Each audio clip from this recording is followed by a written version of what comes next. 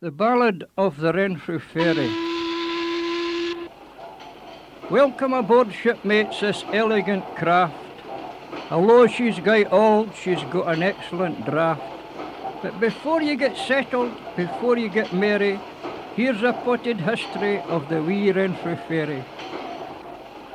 For years she took workers frae toons either side, and they laboured in singers or built ships on the Clyde.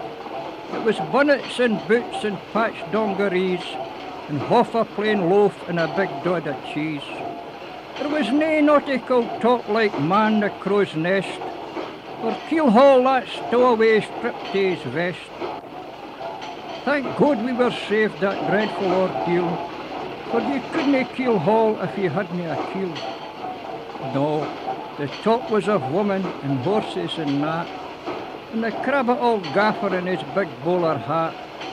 But whether for the Yoker or Renfrew you came, both ends of the ferry looked exactly the same. You know what I mean, both ends are dead square, for there's nae bow or stern to be seen anywhere.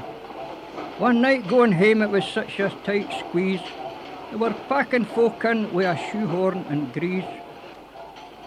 But make room for one man, the captain implored, and if you breathe in, we can haul him aboard. That wee man was crushed, and his ribs they were sore, but he suffered the pain, for his thoughts were elsewhere. He hoped that his wife would have hot pie and beans, and he threatened divorce when she put down sardines.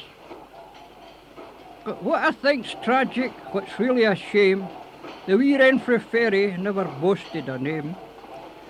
But to be named after a flower or even a bird, the wee Renfrew Ferry would consider absurd. Like the two that replaced her, the Rose and the Swan, you could put them together in the Elder Park pond.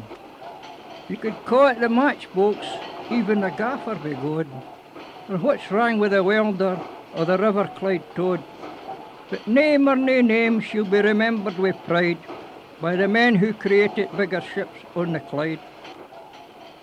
Now the ferry's at rest, her chain's a bit rusty, and her captain's retired to a firm near Carnoustie.